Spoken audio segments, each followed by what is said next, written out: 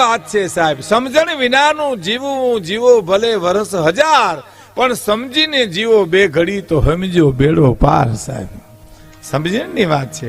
અમારે ત્યાં જુનાગઢમાં એક ભાઈ ઘેરે મહેમાન આવ્યા ને, એટલે ગરદણી એના દીકરાને કીધું કે મહેમાન માટે બજારમાંથી કંઈક લઈ આવી. રિક્ષા લઈ આવ્યો. બોલો, રિક્ષા ઉભી. એ બિચારા ચા પાણી પીધા વિના નહીં તો રિક્ષા બેન વ્યાઈ ગયા. પછી ગરદણીએ એને કીધું એના બાપુજીને કે મહેમાન શું કામ આવ્યા હતા? તો હગાઈ કરવા તને જોવા આવ્યા હતા. અરે પછી તો સાયકલ લીધી ને દોડ્યો વાહે, પણ રિક્ષામાં ગયા એવી સાયકલ પકડાય ક્યાંય? પણ આ અણસમજણના પરિણામ છે બધા છે. સમજણ વિનાનું જીવવું ભલે જીવો વર્ષ હજાર, સમજીને જીવો બે ઘડી તો સમજો બેડો પાર. સમજણની વાત છે. અમારું ગામ માણેકવાડા કેશોદ તાલુકાનું 100 વીઘા જમીન અમારે હતી. હું તમને મારી જ વાત કરીને પછી તમારી વાત કરું. અમારે 100 વીઘા જમીન હતી. એમાં અમે કાંઈ કર્યું નહીં એટલે જમીન વહી ગઈ. પછી જુનાગઢ રહેવા આવ્યા. ડોક્ટર કે પીપલિયા મારા મિત્ર હમણાં ગુજરી ગયા ભેદી પહેલા, એનું શરીર શાંત થઈ ગયું. તે મારે ઘેરે આવ્યા ગાંધીગ્રામમાં. મને કે ભીખુદાનભાઈ, તમારું ફળિયું બહુ મોટું છે ને, આમાં તમે લોન વાવો. એટલે લોન તો મેં કીધું ધોકડ ને. મને કે હા, ઈ તો મેં કીધું અમારે 100 વીઘામાં ગોઠણે હતી. ઈ ધોકડે જ અમને ધોઈ નાખ્યા છે. હવે સાહેબ એટલું રેવા દો, એટલું રેવા દો.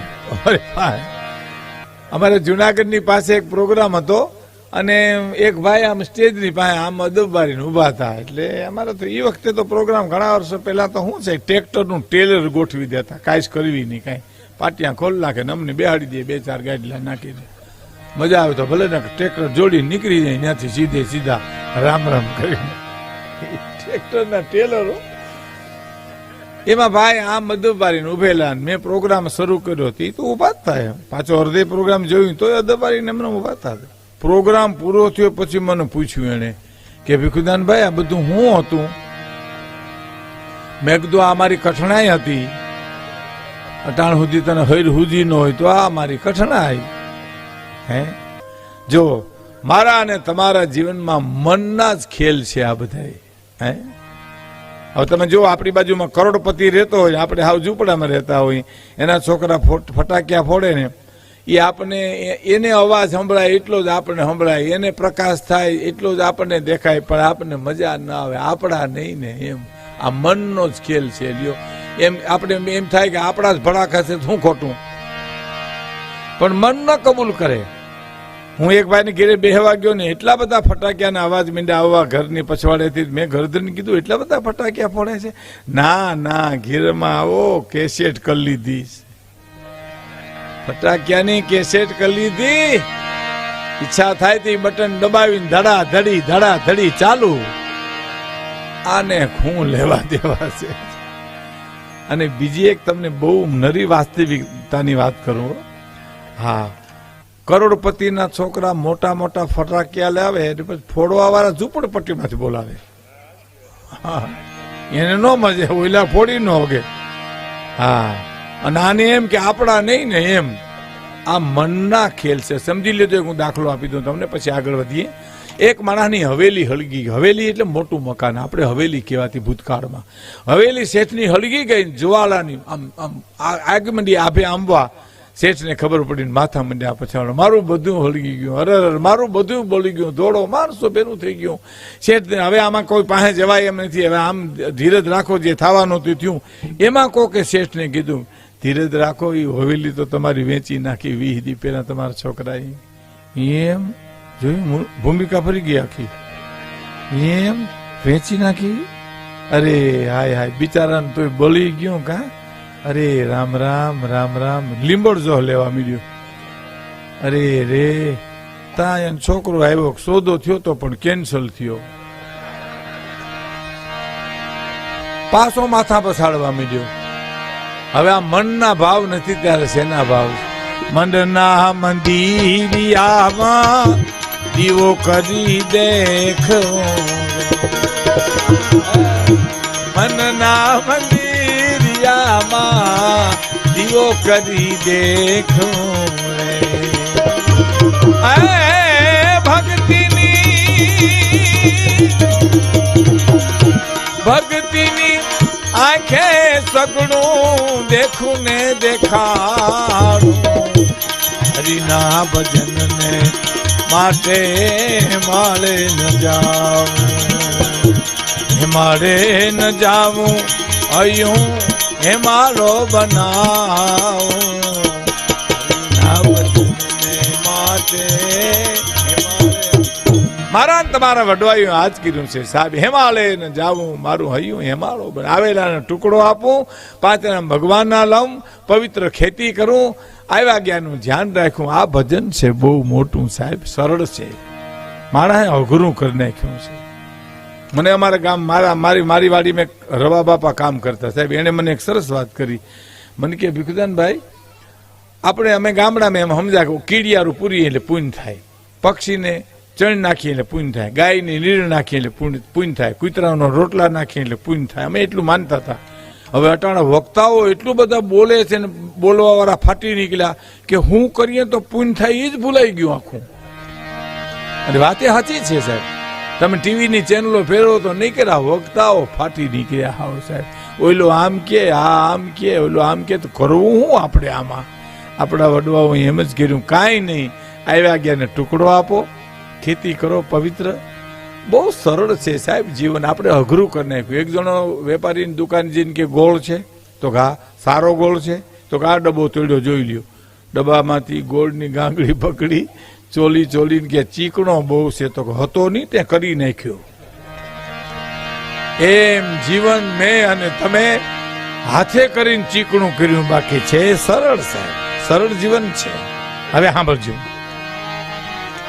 મુક્તિની જુગતી મારા ગુરુએ બતાવી રે આ બહુ સરસ કડી છે મુક્તિની જુગતી મારા સદગુરુએ બતાવી આપણા ગામડામાં તો શું સરળ સાધુ હોય ગામનો અને સરળ આપણા ખેડૂત આપણા વડીલો હોય એને આપણા ગામડાનો સરળ સાધુ વાંધો નહીં એનું કારણ છે કે આ પ્રસંગમાં છે ને મારો પ્રોગ્રામ છે મારા પ્રોગ્રામમાં આ પ્રસંગ નથી સમજાણું ને આ પ્રસંગમાં મારો પ્રોગ્રામ છે મારા પ્રોગ્રામમાં પ્રસંગ નથી એટલે છોકરા રમે તોડે એ બધું હાલે એમાં કાંઈ વાંધો નથી આપણે બની ત્યાં સુધી ભલે એમણે થોડાક રમીને પાછા બેસી જાય છે આપણે થોડી બેધ્યાન થાય પણ બાળકો છે એને આપણે રમવા દો એટલે આપણે મજા આવે તો આપણા સદગુરુ ગામડાના સાધુ આપણે કે બાપા રોટલો દેજો પારકાના દુઃખમાં ભાગ લેજો આ બધું સરળ શબ્દો આપણે આપણા સદગુરુ તો મુક્તિની જુક્તિ મારા ગુરુએ બતાવી જો જે કૃષ્ણમૂર્તિને હું હાઈ ફિલોસોફરની વાત કરું જે કૃષ્ણમૂર્તિ પાસે એક યુવાને જઈને પ્રશ્ન કર્યો કે મારે મુક્તિ મેળવવા વિશે કોઈ રસ્તો બતાવશો તો કે તમને કોણે બાંધ્યા છે પહેલા જોઈ લ્યો પછી રસ્તો બતાવું તમને કોને બાંધ્યા મને તમને કોને બાંધ્યા છે આપણે બંધાણા છીએ ને ગીતાના શ્લોક પ્રમાણે જો હું તમને કહું તો હે જીવ તું જ તારો મિત્ર છો તું જ તારો શત્રુ છો એમ ગીતામાં શ્લોક આવે છે અને એક દ્રષ્ટાંત આપણને આપી દઉં એક ફકીર પાસે એક માણસ ગયો કે અમારા ઘરમાં હાકડ બહુ છે નાનું મકાન છે 2 માણસ માતા પિતા બાળકો એટલે હું ફકીર કંઈક રસ્તો બતાવીને કંઈક મળે તો મોટું મકાન થાય એવી આશા જાય સાધુ ફકીરો પાસે તો એટલે ફકીરે વાત સાંભળીને શું કીધું કે બીજું શું છે આટલું તો બરાબર તું તારા પત્ની મા બાપ છોકરાને બીજું તો બે બકરીઓ છે તો એને અંદર લઈ લે બોલો એમાં 2 બકરીઓ લેવડાવી હાંકડમાં હાંકડ થઈ ને તો બીજે આવીને કીધું કે મારા 2 બકરીઓ આવી આ હાંકડમાં હાંકડ તમે તો કરી લીંડીઓની બધી બણેણાથી બોલે સાવ ઘરમાં આવું શું કર્યું ફકીર કે એવું થઈ ગયું તો આ તો બીજું શું છે તો 5 કુકડા છે એને અંદર લઈ લે કુકડાને અંદર લેવડાવ્યા ત્રીજે ગયો તમે તો શું આદરી ભલા માણા મને હું કામ તમે દુખી કરો છો અને પછી ફકીરે કીધું હાંકડ બહુ થઈ ગઈ બેટા તો હા કુકડાઓને કાઢી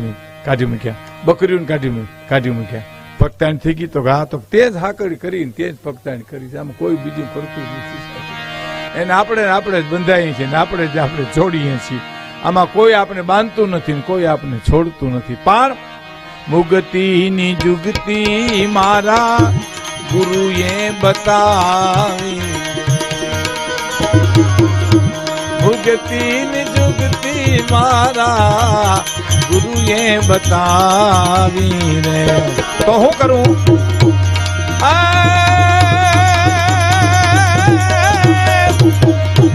સમજી સમજીને એમાં સમર્થ થાવું.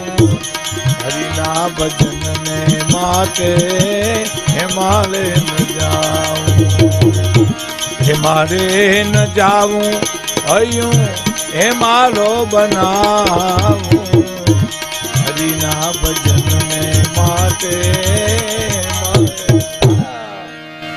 મુક્તિની ચુક્તિ મારા ગુરુએ બતાવી. મારા સદગુરુ આપણે એમ કે ભાઈ અહીં સીધા જાવ એટલે કાલાવડ આવશે, અહીંથી આમ જાવ એટલે તમારે રાજકોટ આવશે. પછી આપણે જવું પડે, આપણે વાંધો શું પડે? ગુરુ કરી દઈએ બધું. બસ ગુરુ આપણા વતી જે આવે બસ મને બેઠા બેઠા બધું આપે ગુરુ. આ ખોટી વ્યાખ્યા છે સાહેબ. આપણે ખોટી વ્યાખ્યા ઘણી પકડાઈ ગઈ છે. આપણે શું કહીએ કે હે ભગવાન આમાંથી છોડ તો હું તારું ભજન કરું. ખોટું છે. ભજન કરી તો છોડે એ સાચું છે. આપણે શું કહીએ ભક્તો પર ભગવાન દુઃખ બહુ નાખે. ભક્ત એવા ભગવાન કઠોર છે, ભક્તો પર દુઃખ નાખે, દુઃખ સહન કરે એને ભગત કહેવાય સાહેબ. હા, રાવણને મારવા માટે રામ ધક્કો ન ખાય તો રાવણનું માહિતી વધી જાય. સંતોના કામ કરવા આવે ને ઓને ઉલારતા જાય. આવ્યા છો તો ઉતારા કરતા જાવ એમ. કૃષ્ણ કંસને મારવા ધક્કો ન ખાય, સંતોના કામ કરવા આવે અને રાક્ષસોને મારતા જાય. એમ મારા સદગુરુએ રસ્તો બતાવ્યો. આમ જાઓ એટલે રાજકોટ, આમ જાઓ એટલે કાલાવડ, આમ જાશો એટલે ખીરેસરા આવશે. પણ આપણે જાવું આપણે જોઈએ સાહેબ. અમારે ત્યાં જુનાગઢના ભવનાથમાં પર્ણકુટીમાં ગુરુ ચેલો બે હુતા હતા. ગુરુ હુતા હુતા ચેલાને કીધું બારોબાર વરસાદ કેવો છે જોઈ આવતા. તો હુતા હુતા ચેલો ક્યાં બારોબાર થી મીંદડી આવી માથે હાથ ફેરવી લ્યો ને. ભીની છે તો હશે ને કોરી છે તો નહીં હોય. એમાં બહાર હું જાવું લ્યો. આ ગુરુની આજ્ઞાનું હુતો પાલન કરે છે. પછી ગુરુ બીજી વાર કીધું દીવો તો રામ કરી નાખ. આ સાધુ દીવો ઓલવી નાખી એમ નો કે સાહેબ, રામ કરી નાખી. એટલે હુતો કે હવે ઓઢી જાવ ને હોળી બીજું ગોદડું માથે નાખી લ્યો, ધાબળો માથે નાખો. એમાં ત્યાં ક્યાંક તમને માલિકો દીવો દેખાય છે. હા, ત્રીજી વાર કીધું કે પર્ણકુટુંબનો દરવાજો તો બંધ કરી દે. તો બે મેં કર્યા એક તમે ન કરો.